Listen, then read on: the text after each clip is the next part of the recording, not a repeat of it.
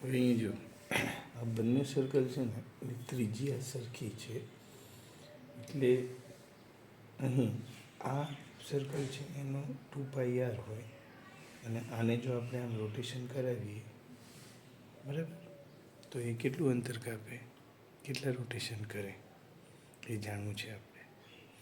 તો જોઈએ, આ બિંદુ એ ઉપર ફોકસ કરજો. બિંદુ એ ક્યાં જાય છે, બિંદુ એ ક્યાં જાય છે?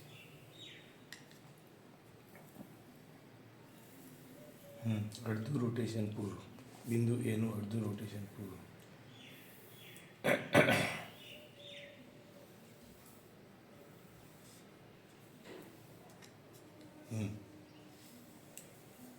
જો મૂળ જગ્યાએ આવી ગયું. એનો મતલબ કે આ બિંદુ એ છે ને એ એક રોટેશન કરશે, બરાબર. એનું કારણ સિમ્પલ છે કે આ 2πr છે અને આ પણ 2πr છે, બરાબર. એટલે આ 2πr જેટલું જ અંતર કાપશે, એક રોટેશન થશે. પણ હવે તમે છે ને બી ઉપર ફોકસ કરજો. બી ઉપર, બી જે છે ને કેટલા રોટેશન કરશે ધ્યાનથી જોજો.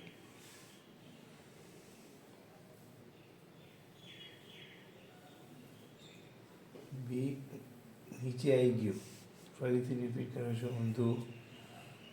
બી અત્યારે જો બી અહીંયા છે, બરાબર છે.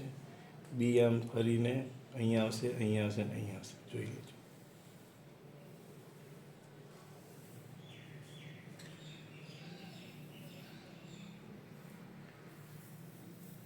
જો બીનું એક રોટેશન પૂરું, બી ઉપર આવી ગયું, ફરીથી એક રોટેશન, અને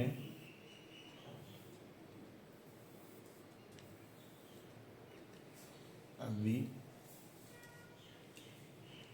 જો બીજું રોટેશન, બે રોટેશન ત્યાં. આવું શા માટે થયું? જ્યારે બિંદુ એની વાત હતી ત્યારે આપણે શું કીધું હતું, અને ત્રિજ્યા આર છે એટલે આને આર 2πr જેટલું ફરવું પડે, અને આની ત્રિજ્યા પણ 2πr છે, એટલે એક રોટેશનમાં પૂરું થઈ ગયું. પણ બિંદુ બી જે છે ને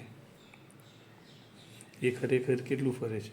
2π અહીંયા આર અને આર. બિંદુ બીનું કેન્દ્ર કેટલું છે? 2r. એટલે ખરેખર આ ડિસ્ટન્સ કેટલું કહેવાય? 2πr ના કહેવાય,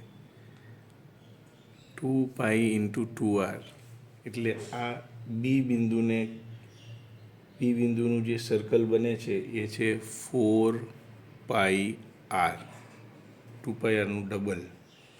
એના કારણે અહીંયા ડબલ રોટેશન કરવા પડે છે, કારણ કે આનું પોતાનું પર્સનલી તો 2πr છે, આનું 2πr છે, પણ આને ફરવું પડે છે બી બિંદુને 4πr.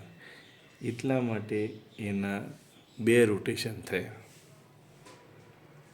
ઓકે, ફરીથી બી બિંદુ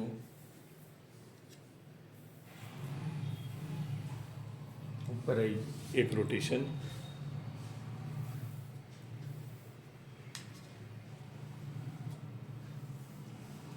અને બીજું રોટેશન. સમજ્યા? આને ઇઝીલી સમજવું હોય તો આપણે સેન્ટર ઓફ માસ પકડવાનું. સેન્ટર ઓફ માસ અને આ ડિસ્ટન્સ 2r છે, બરાબર. અને આ પોઈન્ટ માટે ડિસ્ટન્સ કેટલું? r. એટલે આ બંને માટે રોટેશન ડિફરન્ટ છે.